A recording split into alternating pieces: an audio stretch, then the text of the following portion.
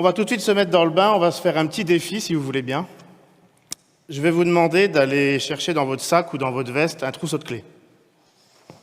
C'est pas une blague, hein. Allez vraiment chercher un trousseau de clés.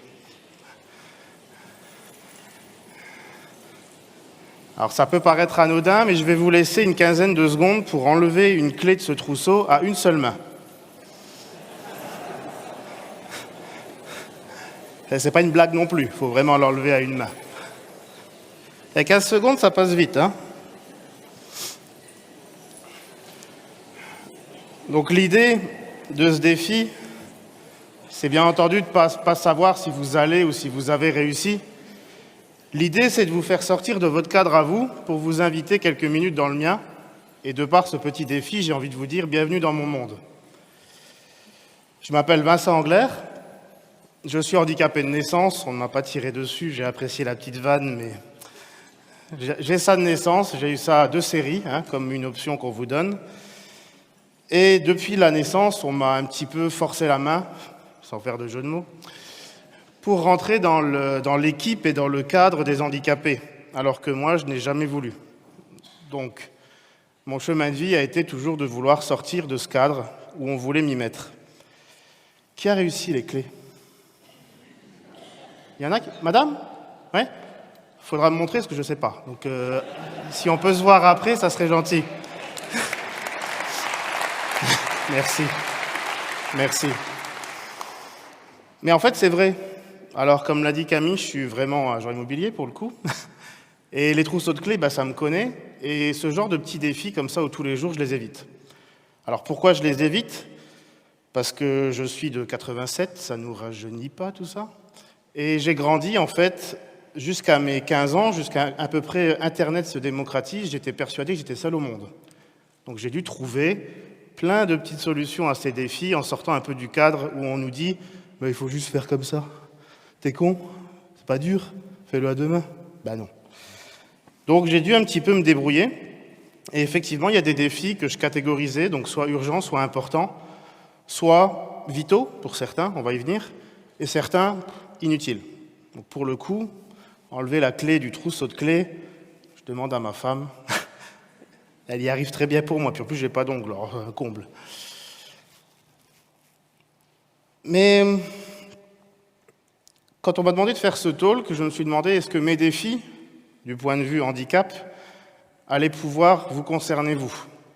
Mais je pense qu'on est tous plus ou moins concernés par nos défis et qu'à un moment donné, on doit tous sortir du cadre parce que j'ai appris, et comme disait aussi Jean-Paul Sartre, l'enfer, c'est les autres.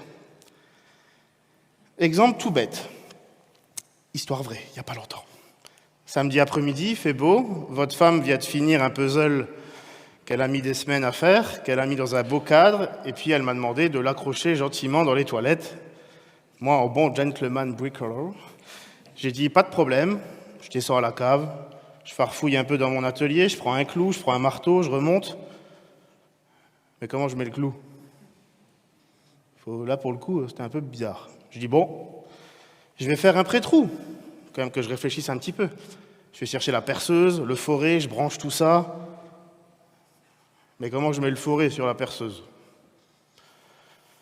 J'ai quand même réussi à lui accrocher le cadre au mur, parce que dans mon esprit, je ne veux pas que le handicap soit supporté par mon entourage. Donc j'ai continuellement eu cette envie et ce besoin de sortir du cadre pour pas que ça soit quelque chose qui les supporte. Je vois qu'il y a des bricoleurs dans la salle. Qui bricole un peu là? Vous vous demandez encore avec le clou, hein? Si, on y reviendra. Et en bon bricoleur que je suis, par moment, pour reprendre cette citation que l'enfer c'est les autres, j'ai été au magasin de bricolage et je voulais acheter une paire de gants. D'ailleurs, j'espère que le vendeur n'est pas là ce soir. J'ai été chez le premier rayon de bricolage du coin. Le vendeur m'a demandé 3-4 fois s'il pouvait m'aider. Je lui ai répondu 3-4 fois gentiment, parce que je sais être poli, que non, il ne pouvait pas accéder à ma requête. Et puis il insista. Donc du coup, je lui ai dit, bon allez, il a l'air sympa. Je voudrais acheter qu'un gant. J'ai une pile de gants gauche chez moi, ils sont tout neufs, je les prête à mes amis. Je l'aimais pas. Je pense qu'encore aujourd'hui, le serveur doit regretter d'avoir demandé. Le vendeur, pardon, pas le serveur. Et d'ailleurs, je m'excuse auprès de lui. Mais c'est vrai, parce qu'au final, sur le coup, l'enfer, c'était moi, pour lui, et inversement. Ça vous intéresse de savoir si j'ai acheté qu'un gant? Oui, parce que même le directeur, en fait, du Casto, il n'était pas bien. Donc j'ai acheté qu'un gant, au final. Mais encore une fois, bon, c'est fatigant, je ne m'amuse pas à ça à chaque fois. Mais ça peut être franchement des fois des situations un peu cocasses où on gagne même de l'argent, en fait, à être handicapé, c'est super. Je pourrais vous raconter, bon, maintenant qu'on a bien rigolé avec le vendeur, il n'est pas là, hein? Non? Je m'excuse encore, purée, j'ai vraiment pas été sympa. Il y a des défis qui sont des fois vitaux, et ça, on va dire que c'est moins marrant. Maintenant qu'on s'est bien marré avec le vendeur, demain, je vous demande de couper ou de vous alimenter et de vous nourrir et de couper votre viande qu'avec la fourchette, je peux vous assurer que vous allez devoir essayer. Donc après, j'ai dû faire des essais. Et encore une fois, je rappelle qu'il n'y avait pas Internet, il n'y avait personne pour m'aider. C'était assez compliqué. Du coup, les viandes, on va dire, blanches, ça se coupe bien. Les viandes un peu plus rouges, il faut tester avec la cuisson. Vous essayez de couper avec la fourchette, vous en mettez partout, enfin c'est le bordel. Et au final, pourquoi j'ai essayé à faire tout ça? Parce que mon métier, et puis même, j'aime bien manger, je pense que ça se voit. Non, hein, ça va. J'aime bien aller au restaurant, et puis de toute façon, j'y vais très souvent avec mes clients, mes prescripteurs, mes amis. Bref, j'ai une vie qui tourne un petit peu, qui gravite autour du restaurant. La première fois que j'ai demandé... Ça se marre. Tu repenses au clou? Hein? Et la première fois que j'ai demandé à un serveur s'il ne pouvait pas me couper ma viande, c'était la première fois que j'allais au restaurant, il a rigolé. Con, va. Donc du coup, je ne lui ai plus jamais demandé. C'est là que j'ai commencé vraiment à réfléchir à tout ça. Et encore une fois, la pizza, c'est pareil. La première fois que j'ai demandé à ce qu'on puisse me mettre un petit coup de roulette, il a rigolé, il est parti. Mais moi, j'étais là avec ma pizza comme... voilà. Et en fait, tout ça, c'était pour, malgré le handicap, rentrer un petit peu dans le cadre de la normalité. Mais j'étais à chaque fois obligé de sortir du mien et arrêter d'écouter les fameuses « fais comme ci, fais comme ça ». Il n'y a jamais trop personne qui a pu m'aider. Alors je vous laisse imaginer le bordel quand je commande un plateau de fruits de mer. Ah, c'est une galère. Histoire vraie, ça aussi, il n'y a pas longtemps. Et heureusement, j'ai une femme qui est géniale et grâce à elle, je sais quel goût ont les pinces de crabe, sinon j'aurais dû les attaquer à l'ancienne. Et je pense que dans le resto, j'aurais fait un petit peu de place. J'aurais plein d'histoires un petit peu cocasses comme ça à vous raconter. Je pourrais vous raconter comment j'ai appris à faire les lacets. Je vois que monsieur a regardé, ils sont faits. Hein. C'est pas des scratchs. J'ai arrêté. Je pourrais vous expliquer pourquoi j'ai fait mes nœuds de cravate aussi à une main, pourquoi j'ai appris. Tout simplement parce que la première fois que j'étais en stage, mon premier jour de stage en BTS, mon tuteur m'a demandé de rentrer chez moi parce que je n'avais pas mis de cravate. Qu'on va. Donc j'ai appris à faire les nœuds de cravate. J'ai appris à jouer à la console, j'ai appris à faire du modélisme, du karting, j'ai essayé plein de choses et je n'ai jamais été dans une catégorie handisport, donc j'allais battre les valides. C'est sympa, pour moi. Pour eux, moins. Ils me disaient bonjour au début du week-end et le dimanche, bizarrement, ils ne me saluaient pas. Hein. Je pense qu'ils ne m'aimaient plus trop, mais je peux les comprendre, c'est de bonne guerre. Ils sont pas bons, ils sont pas bons. Hein.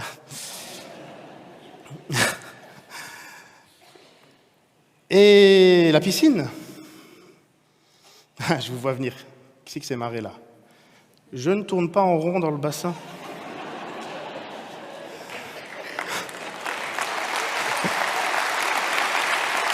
Merci. Je ne tourne pas en rond. Alors j'ai tendance à tourner dans ce truc-là, c'est un peu... Hein, mais je ne tourne pas en rond dans la piscine et je ne suis pas comme Nemo. Tout le monde voit Nemo? Pas comme lui. Je nage très bien, très vite, et d'ailleurs j'ai réappris à nager, je devais avoir une 30aine d'années avec un grand nom de la natation handisport, Anita Fati, qui m'a réappris, qui m'a un petit peu rééduqué dans la natation à un bras, parce que si je vous raconte comment j'ai appris à nager à la base, c'était un peu archaïque. Je devais aller tout simplement à la piscine avec mes petits copains à l'époque, hein, forcément, et si on reprend cette fameuse phrase que l'enfer c'est les autres, j'étais un enfer pour mes profs. Bon, je l'ai été longtemps dans les études, mais là, c'était vraiment juste à cause du handicap. Et du coup, je devais aller assister aux cours de piscine à l'école élémentaire, primaire, et je devais aller dans le bassin où j'avais pied. Donc là, ça allait bien. Et dès qu'on pouvait aller jouer un peu dans le grand bain, j'étais pas convié. Moi, je devais rester assis sur les gradins. Et dans ma tête, je dis, mais c'est pas possible. Pourquoi ils y vont? Moi, j'y vais pas. Bon, j'ai la paluche qui marche pas bien, mais bon, au final... Mais en fait, ils voulaient pas prendre le risque de m'apprendre, et je peux comprendre. Honnêtement, avec du recul, je leur en veux pas. Eh ben, j'ai eu la bonne idée de sauter dans le bain. Ah, il n'y a personne qui m'a félicité sur le moment. Hein. Mais je ne me suis pas noyé, je suis là. On m'a sûrement traité de tous les noms à l'époque-là, mais je devais m'en foutre un petit peu. Et c'est comme ça que j'ai appris à noyer. Donc, j'ai toujours dû sortir du cadre pour apprendre différemment. On a toujours voulu me mettre dans le cadre du handicap et j'ai jamais voulu y être. Alors, je peux vous assurer que des fois, je râlais un petit peu avec les administrations. On s'entendait pas bien. Mais tout ce parcours de vie-là m'a servi jusqu'au jour du 29 juillet 2019, date à laquelle je suis devenu papa. Et je pensais avoir tout vu, je pensais être à l'aise avec quasiment tout. Hein. Je suis le premier sur la liste des déménageurs. Quand les potes déménagent, ils m'appellent pour faire du béton.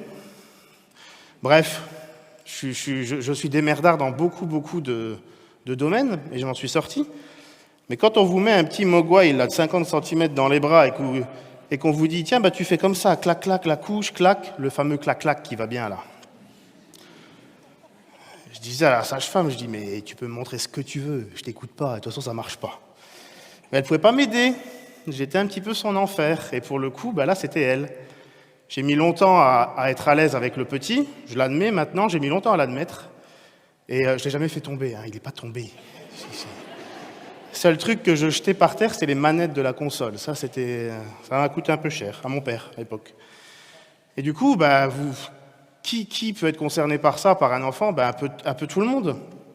Le premier body que j'ai changé, la première couche que j'ai changée, alors je m'étais super bien, il y avait la table allongée qui était là, il y avait Gremlins qui était au milieu, là, il bougeait pas. Il y avait une couche propre là, l'alignement, et puis là, en fait, dans la bagarre du caca, la couche propre, elle m'a servi pour moi, pour m'essuyer. Ça s'est pas trop bien passé.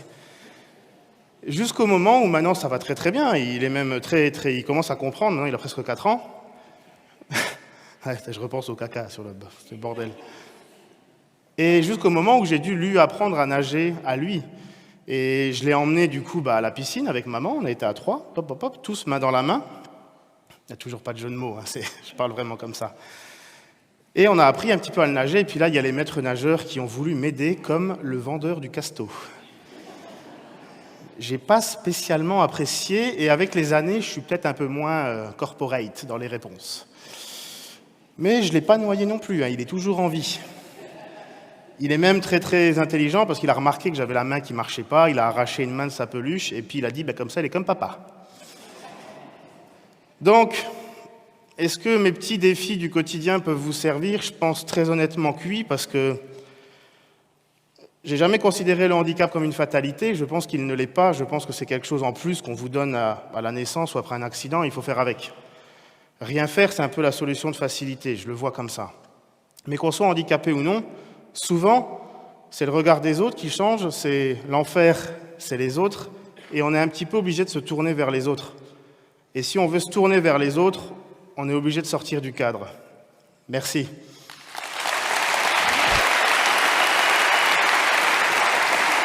Merci. Merci.